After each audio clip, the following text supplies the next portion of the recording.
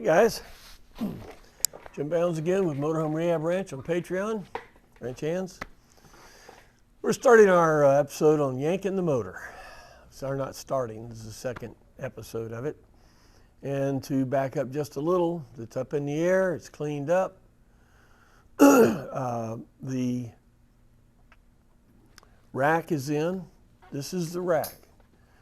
Again, in the service manual is a picture of this, and basically it's sitting over the engine cover. Okay, right here. Here's the driver's seat. Here's the passenger seat. There's the coach. Right here. Get a chain, hook it up to the motor. Hook it on a chain fall. You know what a chain fall is, you know, come along or block and tackle. And this is going to lift the motor up.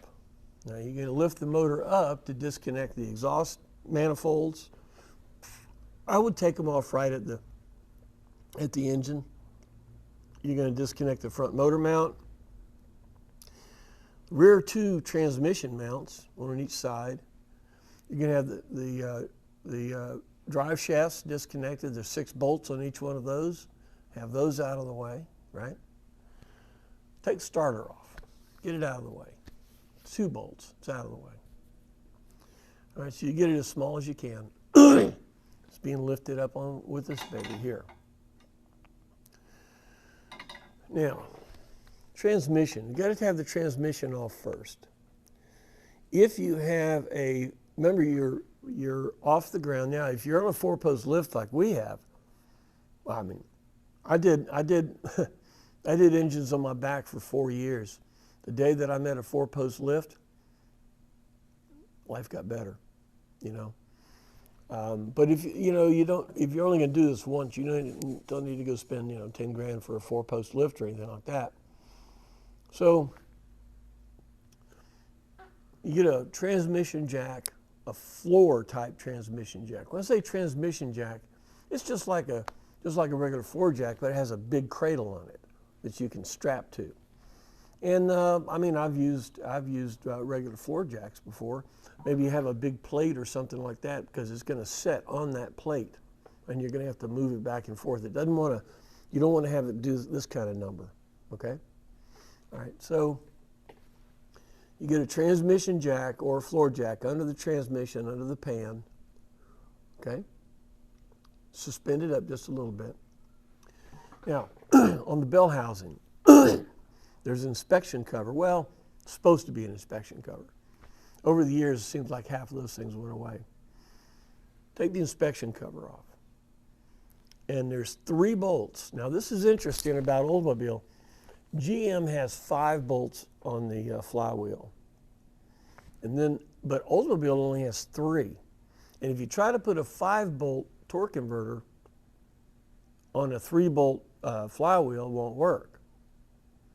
Not only will it not work, the weights on the torque converter will be in the way. Okay? So, whenever you go to put it back in, be sure, before you put it in, how do I know this? Be sure before you put it in that there are 3 bolts on the torque converter. Okay? 3 bolts. I had a guy get it all in, the first one that Monster built for us. They did a great job on the transmission, very clean job, very good torque converter, but they didn't do a whole lot of torque or Oldsmobiles. They shipped it up north to the guy with a 5-bolt torque converter. Oh! And the guy didn't look at it until he got it in. Oh! 3 bolts in the torque converter. Okay. So that means to get it out, you got to take 3 bolts out. Get the inspection plate off, you can see 1 bolt, you rotate the engine, get the other bolt, get the other bolt. Get those 3 bolts loose. Torque converter will push back. You got the bell housing, you have bolts across there. You get those off. Okay. Transmission now will come back just far enough with the torque converter inside the transmission, just far enough to come loose from the engine. Poop. And now your transmission jack has the transmission. Okay? So now you're going to go down with it. a little bit, wiggle it, move it down a little bit, come on out with that transmission, get it on the ground, get it out of the way. All right, now, you got your motor hanging, okay? Be right here, hanging from here. Bring the motor back to where the transmission was. Yeah, it'd be nice to have rollers on here, but over 20 years, that works, Put the motor back where the transmission was.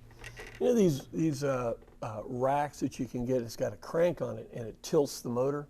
They got them at Summit. You get one of those. You have one of those connected to it.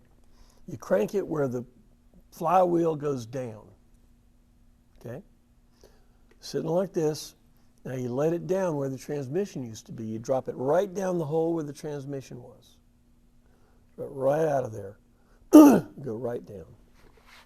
It's kind of cool when we did the Mercedes. We'd finish the engine, get it all checked out, drive it around stuff, back the car right up under the four-post lift under the motorhome, and chain it right out of the Mercedes, right into the motorhome. It was very cool.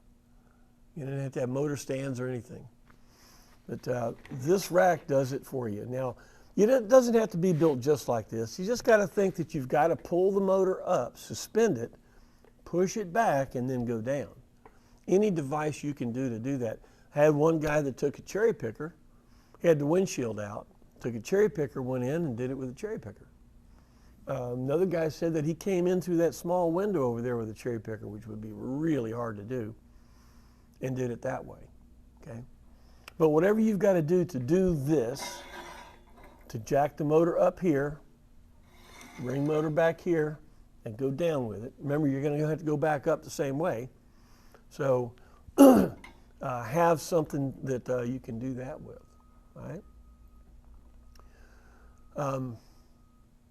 The 455s and the 403s both, they come out the same way. They bolt, they're all bolt in. There's no real difference on that. By the way, if you want to know, you probably know which one you have, a 403 or a 455. But if you didn't know, on the heads, here's the driver's seat, and this is the left side head, and this is number 1 cylinder, the first one on the left side. That's number 1 cylinder. Where the exhaust goes up to it, right on the top of the exhaust, yep, you got it? Okay. Sorry guys, I'll call you back. But right over the exhaust port on number 1, there'll be a letter. It'll be a raised letter in the casting of the head. Okay, a 455, original 455 automobile engine, or GMC engine, will have a J. Have a J raised on the top of the head, number 1. If it's a 403, it'll have a 4F on there. Also on a 403, underneath the exhaust manifold on the side of the block, big letters, 403, hard to miss, okay? Just to let you know that. Now, as you pull this motor out, look at it. See the condition of the freeze plugs, see if they get rusty or anything like that. It's going to tell you a little bit about what's going on inside the motor. You're going to have it sitting there, look at the timing chain, see what's going on with that. Next thing, you're going to break it down. We're going to talk about that next. But the intent is, say, well, why don't you just go buy a off-shelf motor and put in there? Well, one, you don't know the condition, you don't know the trauma of the motor.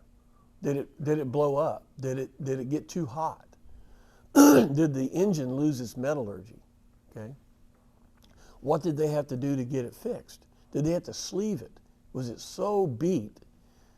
You want to know the condition of your engine. You want a low trauma block. And if you've had it in your coach, you know what happened to it.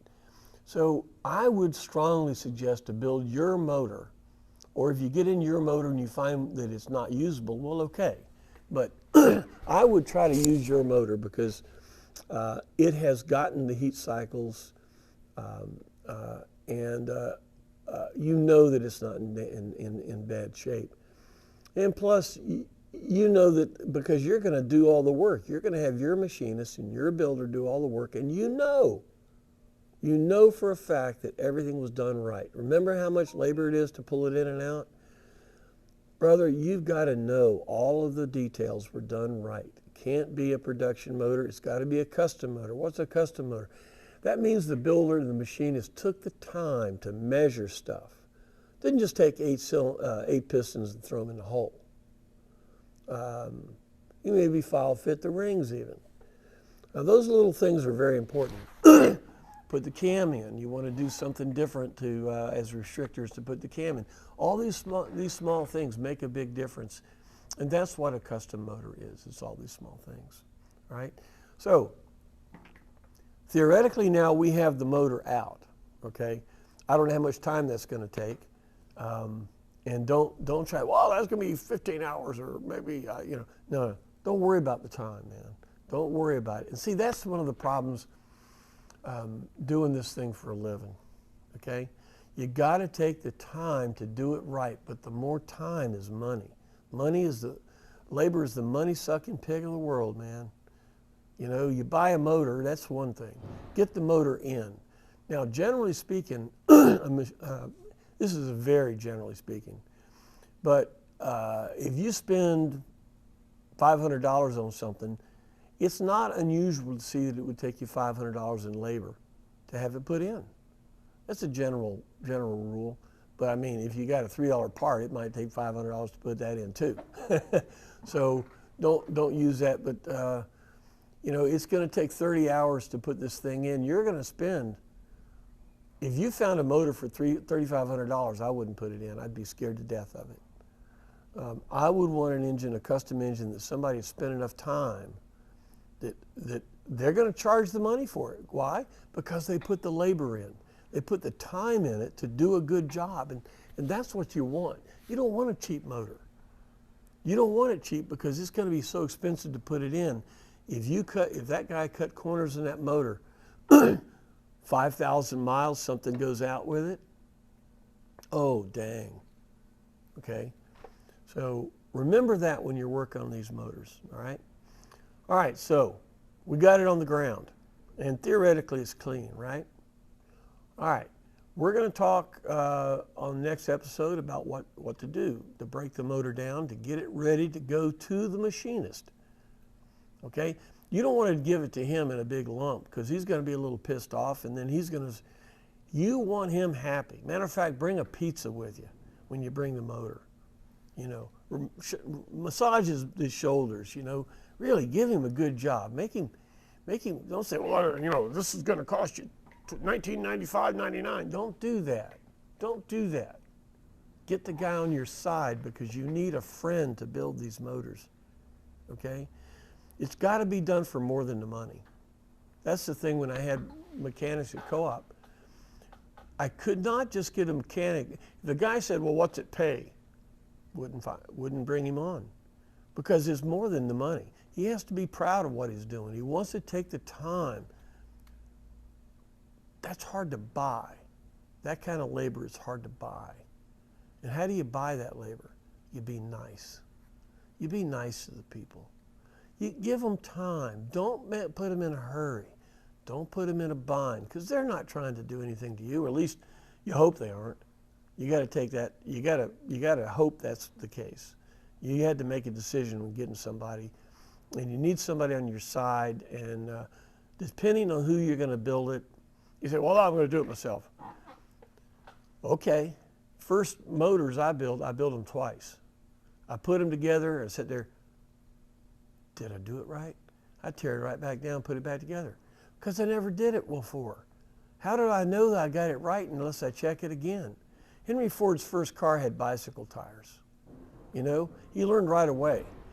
But you need the learning curve on how to do it. I would not build your first motor to put in a GMC motorhome. I just wouldn't do that. You can try, take a lot of time, read everything twice, build it twice. If you're gonna do that, call me. I'll tell you what to do. If you're a machinist, if you've got a machinist and he's good, let me talk to him. let me tell him some things that, I'm going to tell him this. Here's the thing about mechanics. They got three things going for themselves. They got their tools, they got their knowledge, and they got their tattoos. You don't mess with any three of them, okay? So I'm not going to tell your mechanic or your machinist how to do this, but I'm going to tell him I've been doing it for 30 years.